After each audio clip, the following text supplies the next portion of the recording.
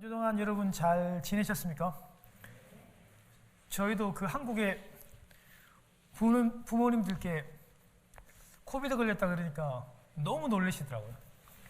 한국에는 그 좀 방역 중심으로 많이 하다 보니까 코비드 걸리면 한국에서는 거의 이렇게 중증 환자로 이렇게 생각하시더라고요. 그래가지고 우리 부모님들이 저희 가족을 위해서 막 밤새 철야하시고 큰일 난 줄 알고 너무 많이 놀라시더라고요. 그래도 감사하게 또 저희들은 또 우리 식구들 가운데 우리 두 사람이 걸렸는데 하나님 은혜로 또 좀 괜찮아졌고 또 이번에 또 영향력이 좀 작아가지고 좀 이렇게 좀 잘 회복되었습니다. 은혜 가운데. 여러분 제 좀 볼이 좀 어떻습니까? 아내가 자꾸 보톡스 했다고 주름이 다 펴졌다고 막 그렇게 얘기하는데 제가 그 지난주 일날 드디어 치과에 다녀왔습니다, 여러분. 근데 제가 치아를 지금 다 포함해서 8개를 발치했는데 아픈 것도 아픈 거지만 뭐 잘 못 먹는 것도 못 먹는 거지만 이제 사람이 이제 좀 뭐라고 해야 됩니까? 평생 안 겪어보는 거에 대한 좀 뭔가 좀 크게 아프거나 뭔가가 좀 그게 오면 마음에 좀 실망감과 좀 좌절감들이 찾아온대요. 그래서 그 일을 이렇게 많이 뽑게 되면 이제 그런 마음이 온다고 그 의사가 얘기를 계속 했었거든요. 근데 실제로 이제 먹는 것도 불편하고 삼키는 것도 불편하고 뭐 피도 계속 나고 뭐 토하고 좀 그런 거를 좀 겪으면서 마음속에 진짜 예수 믿는 목사인데 내가 이렇게 약간 우울해도 되나 싶을 정도로 기분이 별로 계속 다운이 되더라고요. 다운이. 근데 이제 제가 오늘 이 설교 말씀을 준비하면서 하나님이 우리에게 예수로 죽고 예수로 사는 사람, 예수로 죽고 예수로 사는 사람은 좀 기쁨이 있어야 되잖아요. 기쁨이. 그리고 또 예배 가운데도 기쁨을 좀 회복해야 되잖아요. 그렇죠? 근데 이제 제 삶이 한 주 동안 그렇게 기쁘지는 않았어요.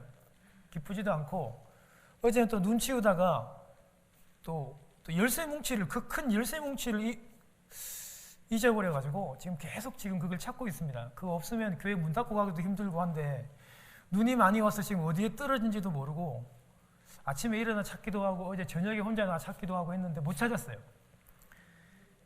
예, 이제 눈이 다 녹을 때까지만 기다려야 되는지. 근데 이제 제 삶이 그렇게 기쁜 요소들만 있는 게 아니었는데 또 우리 식구들이 또 코로나도 다 걸렸잖아요. 근데 제가 이 말씀을 생각하고 묵상하며 준비하는데 어떤 마음이 들었냐면 저도 여러분 신앙생활 오래 했잖아요. 모태신앙인데 설교 말씀을 계속 준비하다 보니까 제 목사인 솔직한 고백인 제가 하나님 나라에 대해서 계속 신학적으로만 알고 있어요. 그렇게 배우고 그렇게 책을 읽고 그렇게 학생들한테 가르치고 그렇게 설교를 해왔는데 실제로 하나님께서 그 보화죠. 하나님 나라의 천국에 관련된 그 보화를 발견한 사람들은 그렇게 뛸 듯 기쁘고 그 가치를 발견한 사람들은 그렇게 즐겁다고 하는데 그걸 잘 모르겠는 거예요. 솔직히 말해서. 여러분 어떻습니까? 여러분은 정말 살아가면서 하나님의 그 나라, 천국 그게 어떤 건지 여러분 분명히 얘기할 수 있겠습니까? 아니면 그 천국 하나님의 나라에 대한 그 기쁨과 즐거움들이 여러분에게는 있으십니까? 제가 여러분 오늘 그 일들을 제가 앞으로 조금 갈게요. 같이 한번 좌충우돌할 것 같아요. 왜냐하면 저도 그냥 계속 뭐 책으로만 읽고 그냥 말로만 했던 그 하나님의 나라가 실제로 내 안에 어떻게 그게 이루어져야 되는지 오늘 여러분들에게 꼭 얘기해 주고 싶고 저도 함께 은혜 받기를 원했던 겁니다. 여러분 조금 이상할 수 있습니다. 왜냐하면 우리는 천국, 마태복음은 일부러 천국이라고 해요. 왜냐하면 유대인들한테 썼던 여러분 이 복음서이기 때문에 유대인들은 하나님이란 말을 잘 쓰지 않습니다. 기뻐하지 않고. 왜냐하면 너무 두려운 존재니까. 그래서 하나님 나라라고 이렇게 얘기하지 않고 하늘나라, 천국이라고 이렇게 하거든요. 근데 우리는 천국, 천당, 하나님 나라 그러면 자꾸 이제 죽어서 가는 것만으로만 생각을 해요. 여러분 그렇게 생각하면요 굉장히 편해요. 그냥 간단해요. 그냥 명료합니다. 아니 죽어서 가는 나라 저희도 그렇게 많이 알고 그렇게 많이 배워왔어요. 틀린 거는 아니지만 반밖에 안 맞아요. 우리는 분명하게 죽어서 하나님의 나라에 들어갑니다. 분명히. 그리고 그곳에서 여러분 계시록에 나와 있는 것처럼 하나님의 나라가 그곳에 완성이 되면 그곳에서 여러분 하나님을 섬기는 사람, 믿는 사람, 천군 천사들과 함께 보좌에서 오늘도 얘기했듯이 우리의 관을 하나님께 드리면서 하나님을 찬송하고 하나님의 이름을 높여드리는 그 하나님의 나라를 죽어서 분명히 갑니다. 그런데 그렇게만 얘기하면 사실은 다 맞는 건 아닙니다. 하나님의 나라는요 그렇게 죽어서 가는 곳이기도 하지만 하나님의 나라 천국은 예수님께서 오실 때부터 시작되었고 지금도 계속 진행이 돼요. 예수님이 여러분 이 천국에 대해서 하나님의 나라에 대해서 계속적으로 가르쳤어요. 심지어 예수님이 공생애를 시작하시면서부터 가르쳤고 세례요한도 얘기했고 예수님이 3년 내내 예수님의 가르쳤던 설교 내용 중에 대부분이 하나님 나라입니다. 그리고 심지어 예수님께서 죽으시고 부활하셔가지고 여러분 예수님이 40일 동안 제자들을 찾아다니잖아요. 그때도 예수님께서 계속 말씀하시는 게 사도행전 1장에 보면 나와요. 3장부터 시작해서 하나님의 나라입니다. 그런데 예수님이 이렇게도 계속 강조하시고 중요하다고 얘기하시는 그 하나님의 나라, 근데요 저도 그렇고 우리들도 그렇고 이거 별로 생각 안 하고 살 때가 너무나도 많아요. 근데 이게 우리가 생각해왔던 것처럼 배운 것처럼 자꾸 죽어서 가는 나라라고만 생각을 하게 되니까 이게 우리들이 많이 생각하지 못하는 경우가 많다는 겁니다. 오늘 이것을 저희들과 함께 살펴보기를 원합니다. 여러분 우리 지난 시간에 그 예수와 함께 죽고 예수와 함께 사는 자는 항상 기뻐야 되고 그 기쁨이 예배 가운데 나타나야 된다고 말씀을 드렸습니다. 여러분 지난 시간 설교 때 얘기했던 것처럼 예수님께서 찾으시는 예배는 예수님이 항상 예배하는 자들을 찾으신다고 말씀하셨고 바른 예배를 가르쳐주기 위해서 그 어려운 발걸음 사마리아에까지 가서 그 수가성 여인에게 예수님이 바른 예배를 가르쳐줬잖아요. 두 가지를. 첫 번째로는 영어로 예배해야 된다고, 하나님의 임재와 함께 예배해야 된다고 말씀드렸습니다. 그 임재는 오늘 찬양 가운데 기쁨일 수도 있고 거룩함일 수도 있고 또 여러 가지 형태로 나타나게 되겠죠. 그 하나님의 임재와 함께 진리로 예배해야 된다고 말씀을 드렸습니다. 여러분 진리는 바로 우리 주 예수 그리스도시고 그 진리로 예배한다는 것은 십자가의 복음이 늘 이 예배 시간에 함께 있어야 된다는 거였어요. 그 예수 그리스도의 그 십자가, 우리를 위해 죽으시고 우리를 위해 대속하신 그 십자가의 그 사랑과 은혜와 감격이 늘 우리 예배 가운데 함께 해야 된다는 거예요. 그 두 예배가 바로 드려질 때 우리는 참 기쁨의 예배를 드릴 수 있다고 말씀을 드렸습니다. 여러분 그리고 오늘은 그 기쁨이 하나님의 나라를 경험할 때, 하나님의 나라의 그 가치를 발견할 때 그 기쁨이 우리에게 있다고 그렇게 오늘 말씀을 드리고 싶습니다. 여러분 하나님의 나라는요 오늘 제가 서두에 말씀을 드리는 것처럼 잘 보이지 않습니다. 예수님이 분명히 그 눈에 보이는 거 아니라고 그랬거든요. 그 만져질 수도 없어요. 우리는 그냥 나라, 하나님 나라, 우리의 개념은 나라 이렇게 하면 미국, 지도 이런 게 딱딱 떠오르기 때문에 어렵지 않은데 하나님의 나라는요 보이지도 않고 만져지지도 않고 냄새가 나지 않기 때문에 감을 잡기가 굉장히 힘들어요. 큰 삽이 딱 안 잡힙니다. 그래서 어렵지만 그러나 이 하나님의 나라는 우리 주님이 이 땅에 오셔가지고 공생애 3년 동안 계속 가르쳐 왔던 주제 전부이기도 합니다. 그리고 예수님께서 승천하시기 전까지 계속해서 이 하나님의 나라에서 강조하시고 또 가르쳐 왔던 것입니다. 예수님이 여러분 공생애 처음으로 어떻게 했습니까? 회개하라? 예, 천국이 그 하나님 나라입니다. 하나님 나라가 가까이 왔대요. 당신이 오심으로 그 하나님의 나라가 가까이 왔다고 제일 처음에 예수님께서 공생의 사역을 그렇게 처음으로 시작하셨는데요. 예수님께서 이제 공생의 사역을 가르치시고 하나님의 나라를 가르치시면서 예수님이 십자가에 달리실 그날이 점점 더 가까워지고 있어요. 점점 더 가까워지는데 예수님이 계속해서 이 하나님의 나라 천국에 대해서 점점 더 많이 가르치시는 거예요. 심지어 여러분 마태복음 13장 같은 그 한 장 안에 하나님의 나라에 대한 비유를 여러분 7가지를 들고 있잖아요. 여러분 잘 아시죠? 뭡니까? 씨 뿌리는 자의 비유. 우리 여러분 설교통에 다 해봤잖아요. 그 다음에 뭐 알곡과 가라지, 그 다음에 겨자씨, 누룩, 밭에 오늘 본문에 나오는 밭에 감추인 보화, 값진 진주, 그물, 너무나도 여러분 생활 가운데서 가까이 접할 수 있는, 만져볼 수, 그러니까 예수님의 비유는 멀리 떨어진 게 아니거든요. 너무나 생활 가운데서 가까이 볼 수 있는 그런 비유들을 드시면서 오늘 제자들과 청중들에게 하나님의 나라를 가르치시기를 원하셨던 것입니다. 그런데 여러분 그 말은 뭐냐면 그만큼 하나님의 나라가 우리 삶과 가깝게 있다는 겁니다. 삶 가운데 그렇게 하나님께서 구체적인 예를 드시는 이유도 바로 그와 같았던 겁니다. 부활하셔가지고도 계속 사람들 만날 때도 하나님의 나라를 강조하시고 또 그렇게 가르쳐 주었던 것입니다. 여러분, 그런데요, 그 사도행전 1장에 보면 우리하고 똑같이, 저랑 똑같이 예수님의 제자도 예수님이 자꾸 하나님의 나라에 보이지 않는 하나님의 나라에 대해서만 자꾸 강조하고 가르치니까 제자들이 답답하기도 하고 좀 궁금했습니다.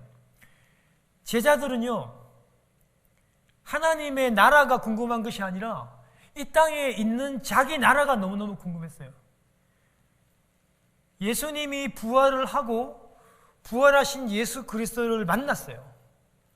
그런데 지금도 강조하고 계시는 그 하나님의 나라에 대해 제자들은 별 관심이 없었고 그 부활한 예수 그리스도에게 제자들이 물은 게 뭐냐면 사도행전 1장에 보면 주님, 우리 유대인 나라가 어떻게 될 것입니까? 지금 이 로마한테 다 빼앗기고 다 수탈당하고 이렇게 압제를 당하고 고통스럽게 살고 있는데 우리의 나라가 이 독립이 어떻게 되겠습니까? 예수님한테 이 질문을 한다고요. 제자들은 지금 온통 하나님의 나라에 대해 관심이 있는 게 아니라 세상 이 나라에 대해서만 관심이 있습니다. 이 나라가 어떻게 될 건지, 독립이 어떻게 될 것인지, 앞으로 우리가 어떻게 살 건지 이거에만 온통 관심이 있었다라고 하는 사실입니다. 여러분, 세상 살아가는 이 나라에 대해서 관심이 많은 사람은요, 하나님의 나라에 대해서 관심을 가질 수 없고 그것을 알 길도 없습니다. 사랑하는 성도 여러분, 우리가요 진짜 주님의 제자들의 모습과 너무 비슷합니다. 이 땅을 살아가면서 우리의 관심은 이 땅 나라와 안정과 경제와 사업과 자녀와 우리의 여러분 앞으로 미래에 대한 보장과 안정과 우리의 온통 관심은 하나님의 나라가 아니라 이 땅에 살아가는 요소에 대한 것으로 가득 차 있다는 것을 우리는 실제로 발견할 수 있습니다. 뭐 여러분 실제로 저를 포함한 모든 남자들이 아침에 일어나면 가장 뭐부터 합니까? 뭐 거의 다 예전 같으면 신문을 봤을 것이고 요즘 신문은 없으니까 요즘엔 대부분 다 인터넷을 열어서 이 땅에 살아가는 이 어떤 일이 일어났는지에 대해서 우리는 저를 포함한 모든 우리 남자분들이 특히 관심이 많습니다. 경제가 어떤지, 사건이 어떤지, 또 이 병만은 어떻게 되는지 우리의 거의 많은 관심은요, 아침에 일어나면 하나님 앞에 매달려 기도하고 말씀을 열고 큐티하고 묵상하는 게 아니라 우리의 관심은 이 세상 안정적인 직장과 사업과 자녀 교육과 주식과 이런 모든 것에 우리가 너무 관심이 집중되어 있다라고 하는 사실입니다. 사랑하는 여러분, 이 땅에 살아가는 게 중요하지 않다는 게 아닙니다. 주님도 여러분 이 땅에 여러분 공생에 사역하시면서 예수님이 이 땅의 사람들의 관심이 많았습니다. 배고픈 사람들에게 오병이의 기적으로 먹이시고 병자들을 살려주시고 고쳐주시고 죽은 자를 일으켜 주시면서 입혀주시고 먹여줬습니다. 예수님도 우리가 살아가는 이 땅의 것에 관심이 많으셨지만 그러나 항상 우리 주님의 첫 번째 관심은 하나님 나라셨습니다. 우리 이 땅에서 열심히 살고 열심히 직장 생활하고 공부하고 자녀들을 길러야 됩니다. 그런데 우리는 하나님의 나라에 대한 관심보다 이 땅에 대한 관심이 더 커져서는 안 된다는 것을 늘 기억해야 됩니다. 그거 기억하지 않으면 우리의 이 생애와 삶이 허무해지고 절망으로 밖에 변할 수 없습니다. 여러분 아무리 많이 가져보십시오. 아무리 여러분 큰 샐러리를 여러분 가지시고 아무리 큰 사업을 한다고 해서 우리의 여러분 만족이 채워지는 것은 아닙니다. 우리 자녀들 관심 많죠. 우리 자녀들이 좋은 학교 들어가고 좋은 직장 가지고 우리 자녀들이 여러분 좋은데 여러분 결혼을 하고 결혼도 잘하고 자녀들 여러분 잘 된다고 해서 우리의 여러분 영원한 만족이 있을 수는 없어요. 그것으로는 절대로 여러분 우리의 이 영원한 만족이 채워지지 않습니다. 우리의 영원한 만족은 오직 예수 그리스도만이 채워져야 하고 하나님의 나라가 우리 가운데 완전히 채워지고 임해야지 우리는 허전하지 않을 수 있는 것입니다. 그러면 여러분 묻습니다. 그럼 도대체 하나님의 나라가 무엇입니까? 이렇게 물으면 쉽게 하나님의 나라가 이거다 이렇게 얘기하는 사람들이 그렇게 많지가 않다는 겁니다. 왜냐하면 잘 안 보입니다. 주님이 말씀하셨듯이 보이게 임하는 게 아니기 때문에 이게 이렇다라고 명확하게 정의를 내릴 사람들이 많이 없다는 겁니다. 그러니까 한국 우리 교회 목사님들이 굉장히 쉽게만 가르쳤어요. 하나님 나라는 그냥 미래 하나님 나라, 죽어서만 가는 나라로만 딱 가르치니까 우리는 죽어서만 가는 나라, 그때만 그 가까울 때만 죽음이 임박한 그 즈음에만 하나님 나라를 집중적으로만 생각하고 지금 살아가고 있는 이 현재의 하나님의 나라에 대해서는 관심을 많이 가지지 못했던 경우가 많아요. 죽어서 가는 하나님 나라, 그 미래에 임하는 하나님의 나라도 분명히 맞습니다만 지금 임하는 현재의 나라에 대해서 여러분 꼭 오늘 생각해 보시고 오늘 저와 함께 이 문제를 꼭 풀었으면 좋겠습니다. 여러분 이 하나님의 나라는요 하늘과 땅의 모든 권세를 가지신 누구죠? 하나님 예수 그리스도께서 하나님께서 다스리고 통치하시는 나라입니다. 지도가 아니고 한국, 미국이라고 하는 여러분 줄을 그어놓은 그런 나라가 아니라 이 나라의 가장 큰 특징은요 보이진 않지만 하늘과 땅의 모든 권세를 가진 우리 예수 그리스도가 왕이 되시고 하나님이 다스리시는 하나님이 그렇게 말씀하시면 그것이 실제가 되는 그런 나라가 바로 하나님의 나라입니다. 좀 무하죠, 그죠? 영원히 왕노릇하는 예수 그리스도가 왕노릇하는 그런 나라인데요. 보이지는 않아요. 그런데 그 예수님이 그 왕으로 다스리시는 그 예수님이 내 안에 계셔서 내 인생을 주관하고 내 인생을 핸들링 하시는 그것이 바로 하나님의 나라입니다. 그래서 하나님의 나라는 내 마음 안에 임하는 거죠. 그리고 그리니치 한인 교회라고 하는 이 공동체 안에 하나님의 나라가 임할 수 있습니다. 그리고 내 안에 임한 이 하나님의 나라가 계속 자랍니다. 겨자씨가 여러분 자라고 여러분 누룩이 자라듯이 계속 자라나서 나의 증거로 인해 가지고 퍼져갑니다. 내 안에 있는 그 하나님의 나라를 내가 이종렬 집사님에게 얘기하면 그분이 인격적으로 마음의 문을 열면 그 하나님의 나라가 그분 안에 또 임할 수도 있어요. 이게 계속 생명력이 있어가지고 계속 자라나요. 그런데 보이지는 않습니다. 예수 그리스도께서 나를 주관하고 내가 그분 손안에 이끌려가는 것, 주님께서 말씀하시는 것, 그 말씀이 내 마음속에 임하셔서 실제가 되고 통치가 되고 이루어지고 순종하는 그것이 내가 내 마음 안에 하나님의 나라가 임한 증거입니다. 보이지 않기 때문에 어렵지만 하나님의 나라는 그렇게 우리에게 임하는 겁니다. 좀 더 나아가서 그 예수 그리스도께서, 그 하나님께서 왕이신 저 절대 주권자이신 그 하나님이 내 안에 오셔가지고 나와 함께 만나고 교제합니다. 그리고 내 안에 성령으로 충만해요. 그래서 그분이 인도하시고 내가 그분의 손에 잡혀서 내가 이끌려가는 그것도 역시 하나님의 나라가 내 안에 임한 증거입니다. 우리가 그런 삶을 사시는데 그거를 잘 느끼지 못하고 잘 몰랐을 뿐이지 실제로는 하나님의 나라가 저와 여러분들에게 임하고 있습니다. 할렐루야. 그것을 여러분 꼭 기억해 달라는 것입니다. 여러분, 그 하나님의 나라는요, 계속 여러분 이 겨자씨, 보이지 않는 겨자 씨앗이 자라고 나무가 되고 새들이 거할 정도로 크게 성장해 나가고요, 열매를 맺고요, 누룩처럼 소리 없이 그 밀가루 반죽에 다 퍼져나가는 그런 강력한 능력과 요소를 가지고 있습니다. 그런데 안 보여지니까 사람들이 자꾸 안 믿고 자꾸 이해를 못하는 그런 경향이 있습니다. 우리 생각에 나라라고 하면 영토를 생각하고 지도를 생각하고 자꾸 줄을 긋는 것만 생각을 합니다.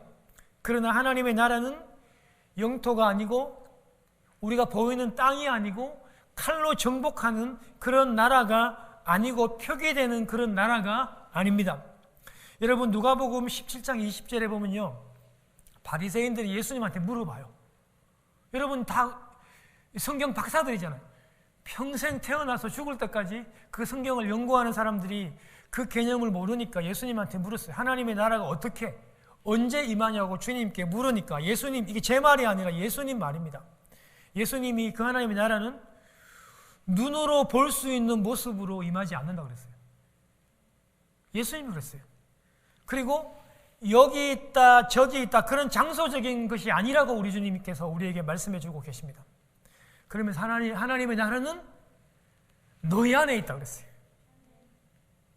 성령님을 믿는 사람, 예수 그리스도를 내가 믿는 사람, 하나님의 자녀가 된 저와 여러분 안에 하나님의 나라가 있다고 제가 얘기하는 게 아니라 하나님이 그렇게 얘기하는 거예요. 성령님이 그것을 우리에게 인정해 주시고 증거해 주시는 거예요. 그러니까 여러분, 예수 그리스도를 나의 구주로 믿는 그 사람 그 안에 하나님의 나라가 그 영혼 안에, 그 마음 안에 움직여지는 겁니다. 그래서 여러분, 내가 큐티하고 설교 듣고 성경 읽으면서 기도하는 가운데 내 마음속에 감동이 오고 내가 하나님의 말씀을 순종해야 되겠다는 순종의 음성이 들리고 순종하면 내 마음에 하나님의 나라가 실제로 임하게 되는 것입니다. 그래서 여러분, 영혼의 귀와 눈으로 그 하나님의 나라를 보고 감으로 느낄 수 있는 것이죠. 그래서 예수 그리스도를 알지 못하는 사람은 절대 하나님의 나라를 볼 수도 없고 느낄 수도 없고 들을 수도 없는 것입니다. 하나님의 나라는 이미 already 2000년 전에 예수 그리스도께서 오시면서 시작이 되었습니다. 그리고 점진적으로 여러분, 이 나라는 계속해서 움직이고 확장되고 커져갑니다. 내 안에, 우리 교회 안에, 우리 안에, 성도 안에서 계속 살아 움직이면서 계속 확장되어져 가고 있습니다. 그 비유를 우리 주님께서 계속 누룩이다, 겨자씨다, 감추인 보화다, 이렇게 성장하는 것으로 계속 말씀을 해 나가고 있습니다. 그런데 여러분, 이 계속 성장하고 발전하는 이 하나님의 나라는 그러면 언제 완성이 되는가? 언제? 그것은요, 예수님께서 제일 처음 오시고 예수님께서 이제 마지막으로 이 땅에 재림하시는 그때 이 하나님의 나라가 완전히 완성이 됩니다. 그때까지 여러분, 이 하나님의 나라는 계속해서 내 안에서 성장하고 계속 자라나고 여러분 안에서 계속 그 나라는 자라갈 것입니다. 그리고 우리 공동체 안에, 우리 그린치 한인교회 안에서 역시 계속해서 이 나라는 보이진 않지만 성장하고 역동하고 역사하면서 계속 커져가고 있다는 것입니다. 그런데 예수님께서 이 하나님의 나라가 보이지 않으니까 만져볼 수도 없고 들을 수도 없으니까 계속해서 비유를 통해서 설명을 하셨습니다. 아까 제가 7가지 비유를 들었고 너무나도 우리 생활 소재와 가까운 것으로 주님께서 계속 비유를 드렸습니다. 너무나도 쉽게 볼 수 있고 만질 수 있는 거. 그 당시에 여러분 농경 사회니까 씨를 뿌리는 거. 씨를 뿌려 난 다음에 추수할 때 알곡과 가라지를 가르는 것으로, 또 여러분 그 당시 주식이 여러분 이 빵이었으니까 어떻게 여러분 누리기 자라는 것인지 퍼져나가는 것인지, 겨자씨, 그리고 밭에 감추인 보화, 또 그물, 그렇게 하나님의 나라는 우리와 아주 가까이 친밀하게 있다는 것을 주님께서 말씀하십니다. 이제 오늘 본문을 보면요, 오늘 본문에서 하나님의 나라 천국은 뭐라 그랬습니까? 밭에 감추인 뭐라고요? 보화, 보석이라고, 밭에 감추인 보화라고 그렇게 얘기합니다. 이 제 말이 아니라 주님이 말씀하신 겁니다. 밭에 감추인 보화입니다. 여러분 이 설교 우리가 너무 많이 들어봤잖아요. 여러분 대충 여러분 우리가 그 배경 설명을 좀 아실 겁니다.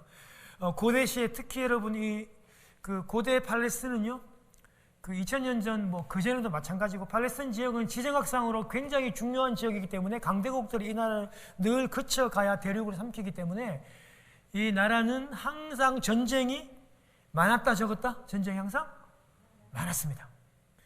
전쟁이 일어나면 여러분 이 부자들은요, 자신이 가지고 있었던 이 보화들을 항아리에 넣고, 그것이 보통 뭐 철이나 쇠로 된 단단한 것이었겠죠. 그리고 돌이었겠죠. 거기에다가 여러분 모든 보화를 넣고 자기가 여러분 생각했던 그 밭이라든지 땅에 묻고 표시하고 표기하고 난 다음에 그는 피난길을 떠났습니다. 그런데 여러분 이 보화를 묻었던 부자가 전쟁에 돌아오지 못하는 경우가 훨씬 더 많았겠죠. 전쟁에서 죽거나 갇혀서 포로가 되거나 납치가 되거나 아니면 다쳐서 돌아오지 못하거나, 그렇게 되면 이 항아리에 들어있는 이 보화는 아무도 모른 채 그 땅에 묻히게 되는 겁니다. 그런 상태에서 오늘 본문에서 어떤 사람이 밭을 갈다가 뭐 밭을 이렇게 다시 사야 되는 거 보니까 밭 주인은 아니었어요. 아마 소작 농이었을 수도 있고 그렇지 않았을 수도 있는데요, 이 어떤 사람이 이 소작 농이요, 밭을 갈다가 그 보화가 담겨있는 항아리를 발견을 했습니다. 아마도 이것을 발견하고 난 다음에 이 사람이 제일 먼저 한 행동은 보화인 것을 발견하고 그것을 어떻게 합니까? 다시 땅에다가 묻어놓고 감추게 됩니다. 이 보화가 얼마나 가치 있다는 것을 알았기 때문에 땅에 다시 묻는다는 것은 가장 안전한 방법이기 때문에 그것을 다시 땅에다가 묻어놓고 어떻게 합니까? 너무나도 기뻐하면서, 기쁜 마음, 그 가치를 아니까, 그 보화의 가치를 아니까 너무 기쁜 마음으로 집으로 돌아와서 가지고 있는 모든 거, 여러분 가진 게 많지가 않았겠죠. 왜냐하면 남의 땅에서 여러분 농사를 짓는 사람이니까 뭐 여러분 돈이 많이 없었겠죠. 그렇지만 가지고 있는 모든 재산들을 다 팔아서 빌려서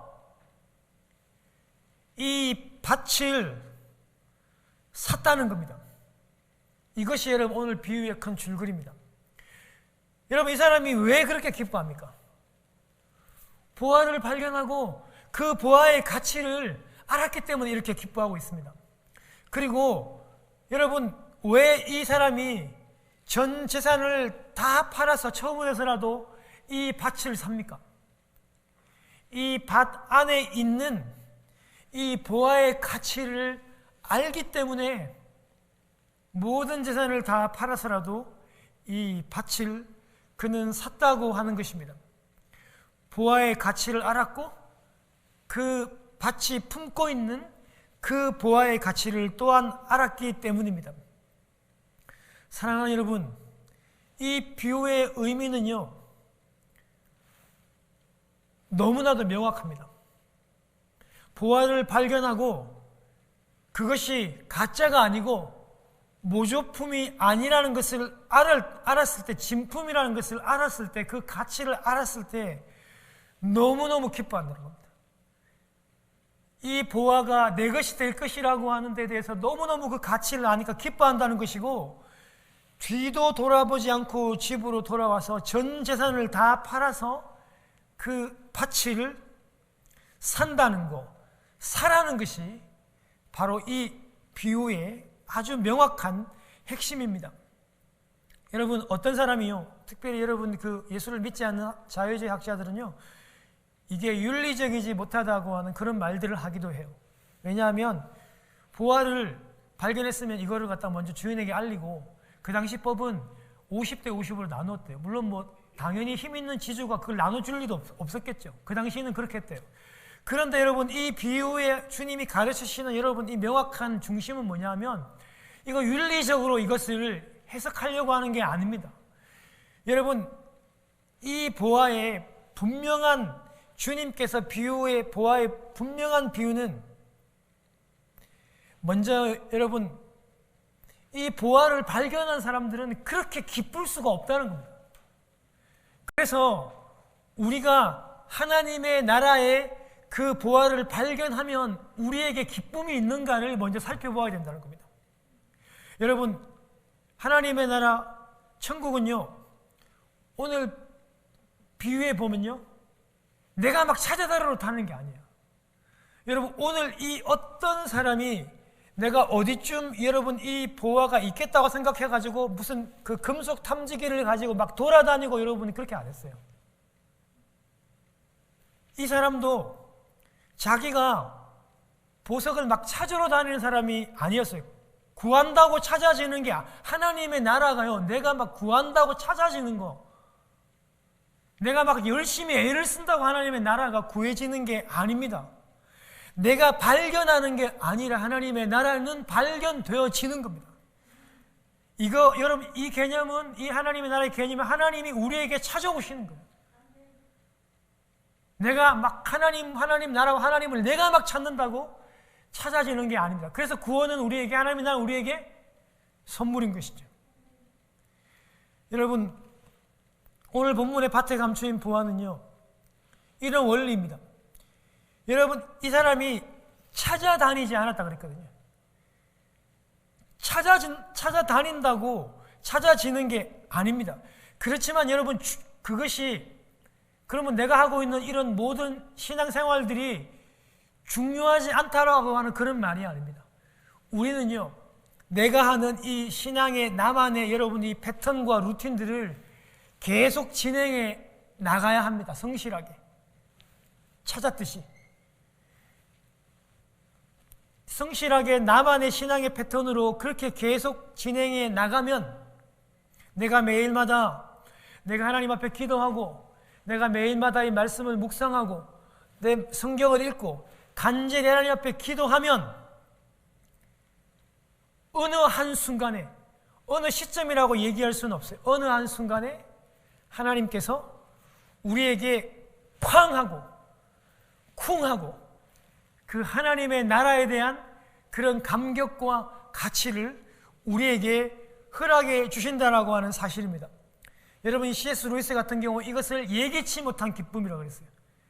내가 알고 여러분 이거를 잡고 붙잡는 게 아니라, 내가 하나님을 구하고 하나님께 기도하고 내가 말씀을 열심히 묵상해 나갈 때 어느 날 내가 예기치 못하게 이 하나님의 나라가 내게 임한다는 겁니다. 그래서 우리는 끊임없이 매일매일마다 하나님을 만나고 기도하고 간구하고 묵상하는 이런 활동들을 계속해 나가야 할 것입니다. 그리고 내 안에 그런 하나님의 나라를 소유할 수 있도록 하나님 앞에 기도해야만 할 것입니다. 그럴 때 하나님께서 어느 날 예기치 못한 그때 이와 같은 큰 기쁨들과 감격들을 저희들에게 주실 것입니다. 중요한 것은 이 시간에 이미 그 하나님의 나라에 대한 감격과 기쁨을 누리면서 그 하나님의 나라를 계속 확장해 나가는 분도 분명히 이 가운데 계실 것입니다. 여러분, 제가 몇 가지 예를 한번 들어보겠습니다. 하나님의 나라는요, 잡혀지거나 보여지는 것들이 아니기 때문에 굉장히 이해하기가 쉽지 않습니다. 그러나 내가 살아가는 그 사건 순간순간 하는 경우들을 만났을 때 내 안에 하나님의 나라가 어떻게 임해야 되고 내 안에 임한 그 하나님의 나라를 어떻게 발견해야 되는지 저는 이런 생각이 한번 들었습니다. 여러분, 요즘에는요, 우리 미국 군대나 한국 군대는요, 참 많이 좋아졌어요. 한국에 이제 제 여동생이 이제 우리 조카가 요즘에 다 군대 가고 뭐 제대할 그런 나이인데요. 요즘에는 한국의 군대는 스마트폰까지 다 들고 갑니다. 그리고 월급도 요즘에 병장 기준으로 67만 원 가량을 요즘 주고 있더라고요. 그런데 지금 요즘 군대를 얘기하는 것이 아니라 우리 장로님들이 다녔던 그런 군대는요, 예배드리러 가고 교회 다니는 청년들이, 군인들이 와서 교회 다니는 거를 여러분 고참들이 허락을 안 해주면 절대 교회를 못 가요. 그런데 여러분, 예배드리러 가면 심하게 매를 맞습니다. 자기만 매를 맞는 것이 아니라 자기 밑에 기수들부터 시작해가지고 이렇게 줄바따를 칩니다. 이걸 제가 왜 아느냐? 제가 여러분 저희 형도 있고 제가 여러분 신앙생활을 하면서 한국에서 교회를 다녔던 우리 많은 교회 선배들과 형들의 얘기를 제가 들어서 압니다. 그런데 여러분 두 부류입니다. 한 부류는 매를 맞아가면서까지 어떤 형들은, 어떤 선배들은 막 머리가 깨어져가지고 막 피를 절절 흘리고 막 너무 막 매를 맞아가지고 막 기절하기도 하고 그런 아픔과 그런 고통들을 감내해 가면서까지 신앙을 지킨 사람이 있고 어떤 사람들은 고참들이 무서워가지고 교회를 다니지 않고 신앙생활을 하지 않은 가운데 왔던 그런 선배들도 있었습니다. 여러분, 예수를 잘 믿는 청년이 교회 다니다가 군대를 갔어요. 고참들이 가지 말라 그래요. 가면은 또 매를 대고 또 폭력을 행사하는 그런 상황 가운데 있습니다. 여러분 진짜 무서워요. 그 폭력이라고 하는 그런 어려운 가운데서 여러분 이 청년은 결단해야 돼요. 오늘 예배드리러 가면 매를 맞을 건지 아니면은 그냥 교회 가는 것을 잠시 포기하고 다음에 갈 것인지를 결정해야 됩니다. 자기 때문에 온 부대가 힘들어지고 자기 때문에 또 밑에 있는 많은 또 우리 그런 동기들이 또 매를 맞을지 모르는 그런 상황 가운데서 이 청년이 나는 매를 좀 맞아도 나는 교회에 갈 것을 선택했어요. 그리고 매를 맞았을 수도 있어요. 이런 상황 가운데서 저는 이 청년 안에 하나님의 나라가 어떻게 임했냐고 한번 생각을 한번 해보게 되었어요. 여러분, 분명히 매를 맞고 기압을 당했지만 그 안에 하나님의 나라가 분명히 임재했습니다. 그리고 그 임재한 그 하나님의 나라를 이 청년이 얼마나 기뻐하고 얼마나 감사하고 감격했는지 몰랐을 거예요. 말할 수 없는 기쁨으로 그 하나님의 나라가 계속해서 그 마음 가운데 움직여지고 감동으로 오고 기뻐하고 물론 매맞는 값비싼 대가를 치렀지만 이 청년 안에서 하나님의 나라는 계속해서 역사하고 계속해서 자라나게 될 것입니다. 여러분 이런 일들이요 군대가 아니라 사회라든지 아니면 직장이라든지 이런 가운데서 우리 예수 믿는 것 때문에 불이익을 당하거나 어려움을 당한 가운데 우리가 어떻게 선택해야 할 것인가를 통해서도 이 하나님의 나라는 우리 가운데 많이 나타나고 많이 임하게 됩니다. 여러분 그리고 지금 고난 중에 아픔 중에 좌절 가운데 있습니까? 여러분 하나님의 나라가 어떻게 우리를 통치하고 우리에게 역사하실 것인가를 생각하고 고민하고 여러분 곰곰이 기다려 보시기를 바랍니다. 힘드니까 의욕이 떨어지고 하니까 당연히 하기가 싫죠. 당연히. 그럼에도 불구하고 내 안에 임하는 찾아오는 그 하나님의 나라를 붙들 때 그와 같은 귀찮음들이 모두 물러가게 되는 것입니다. 여러분 제가 이게 8개를 치아를 빼니까 한 주간 내내 이 밥 먹는 게 아주 너무 귀찮더라고요. 그리고 이게 뭘 하기가 너무너무 싫어져요. 너무 귀찮아지고 또 그리고 계속해서 이거 피가 나죠. 피가 나고 또 기분도 안 좋고 구토가 나오고. 그래가지고 이제 치아를 뽑고 이제 가정 예배를 그날 이제 우리가 드렸어요. 가정 예배를 드리는데 이제 아들이 하민이가 이제 그날 이제 그 코비드 때문에 휴가를 맡아가지고 병원에 가지 않고 저를 따라서 이제 그 이번에 뭐 병원 선정하는 것부터 시작해가지고 저를 많이 도와줬거든요. 그래가지고 이제 따라가서 이제 의사 선생님한테 이것저것 여러 가지 다 물어보고 자세하게 안내를 많이 해줬어요. 근데 저도 여러분 여러분 제가 아직 젊잖아요. 젊은데 이게 8개를 뽑으라고 하니까 제가 진짜 이게 마음에 이거 인정이 진짜 안 되더라고요. 그래가지고 제가 그 티 공부하는 목사님 가운데 한 분이 그 이를 뽑지 않고도 되는 너무나도 좋은 약을 소개시켜 준다고 했어요. 그분도 목사님이시거든요. 그러니까 목사님의 아는 목사님이신데, 근데 그분이 막 거의 막 이 약을 막 너무 칭찬하면서 이거 먹으면은 잇몸이 너무 좋아져가지고 절대로 이거 안 뽑아도 된다고 하면서 그 약을 소개시켜줬어요. 여러분 8개를 뽑아야 되는 저한테는 이게 얼마나 솔깃해요. 그래가지고 제가 그러면 1달 반 정도 제가 그 약을 보내주면 제가 한번 그 약을 이제 이렇게 발라보고 또 그 약으로 칫솔질을 한번 해보고 그 다음에 내가 한번 그러면은 하겠다 이렇게 하고 그분이 이제 이렇게 저한테 약을 그냥 무상으로 보내줘가지고 한번 해보게 됐어요. 그래가지고 아내도 계속해서 우리가 같이 기도했기 때문에 그 한번 가서 다시 한번 더 사진을 한번 찍어보고 그렇게 이를 한번 뽑도록 꼭 그렇게 하라고. 왜냐하면 아내도 계속 기도하면서 1개만 뽑으면 된다고 그렇게 아내가 계속 기도하면서 1개만 뽑으면 된다고 그렇게 약간의 좀 확신이 왔다고 하면서 계속 저한테 반드시 가서 그거를 엑스레이를 찍어보라 얘기한 거예요. 근데 여러분 의사는 1달 반 전에 찍었기 때문에 또 돈이 드는 그거를 안 하려고 그러죠. 당연히 안 하려고 그러고 당연히 찍으려고 하는데 하민이가 계속해서 이제 그 의사한테 계속 얘기를 한 거야. 귀찮아도 한 번만 더 찍게 해달라고 계속 더 찍게 해달라고. 그러니까 이제 그 사람이 막 의사가 묻는 거야. 왜 자꾸 찍게 해달라고 막 그렇게 하냐니까 이제 사실을 자초지종을 얘기를 했어요. 제 마음에도 약간은 기적이 일어날 것이라고 하는 기대가 있었고 저도 계속 기도했어요.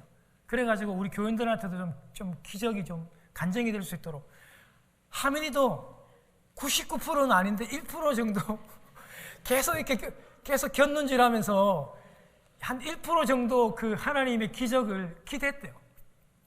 근데 아니나 다를까 의사가 보라고 아무런 일도 안 생겼다. 오히려 더 안 좋아졌다고. 이거 레지는 거 부러졌다고. 빨리 그거 하라고. 그런 식으로 하면서 다 뽑아야 된다고 그런 얘기를 했어요. 근데 가민이가 그날 가정 예배를 드리면서 이런 고백들하고 했어요. 자기 마음속에 하나님이 홍해를 갈라지게 하지 않으면 물 위로라도 걷게 하신다고. 그 기적의 마음을 자기에게 보여줬다고 그렇게 얘기를 했어요. 그런데 홍해가 갈라지는 그 기적이 일어나지 않고 물 위를 걸어가는 기적도 생기지 않았지만 나에게서 우리 가정에서 일어나야 되는 기적이 잇몸이 재생돼 가지고 이를 뽑지 않은 게 기적이 아니라 그거를 두고 함께 서로 간에 기도하고 함께 위로하고 격려하고 하나님을 다시 붙잡을 수 있는 그게 우리가 기적이라는 것을 그날 깨닫게 되었습니다. 물론 이를 뽑지 않고 건강하게 되었으면 물질적으로도 많이 도움이 되고 큰 기적의 증거가 되었지만 하여튼 우리 가정과 저에게 임한 기적은 뽑지 않는 게 기적이 아니라 뽑았어도 다시 하나가 되어서 서로 기도하고 또 그것을 위해서 아빠를 위해서 서로 기도하고 위해주고 세워주는 그것이 더 큰 기적이 되었다는 것을 우리는 느끼게 되었습니다. 사랑하는 성도 여러분, 하나님의 나라라는 게 제가 이 설교를 하면서도 이게 보여지거나 여러분들에게 뭐라고 예화를 딱 드는 게 이게 참 쉽지가 않기 때문에 제가 설교하는 게 사실은 쉽지가 않습니다. 여러분들랑 마찬가지일 거예요. 도대체 목사님 무슨 얘기 하시나? 그냥 뭐 우리가 죽어서 가나? 천국 위에는 뭐가 있나? 이렇게 말씀하시겠지만 그 하나님의 나라는 오직 예수 그리스도를 믿는 하나님의 자녀에게만 허락된 것이고, 그리고 예수 그리스도를 믿는 사람들의 그 영의 귀한 눈으로 그것을 인지해지게 되고 느낄 수 있으며, 그 하나님의 나라는 다른 데 있는 것이 아니라 내 영혼 안에, 내 마음 속에 있으며, 그 확신을 우리 성령님께서 주시고 계십니다. 근데 그 하나님의 나라는 계속해서 아까 말씀을 드렸잖아요. 무언가 만져지는 게 아니라 예수 그리스도의 그 통치가 임해지는 게 하나님의 나라라니까요. 예수 그리스도가 이렇게 말씀하시고 내가 그걸 순종하면, 내가 받아들이면 그것이 내 마음속에 하나님의 나라가 온 것이고, 그 하나님의 나라가 내 마음속에 임한 하나님의 나라는 계속해서 점점 자라나게 되어 있다는 것을 여러분 결코 잊지 마시기를 바랍니다. 여러분, 제가 오늘 한 30초간 여러분들에게 얘기를 하나 드릴게요.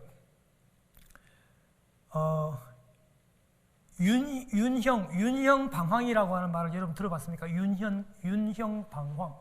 제가 막 말이 좀 셉니다. 여러분, 이 말이요, 그 알프스산에서 그 조난당했던 한 사람으로부터 여러분 이 단어가 나오게 됐어요.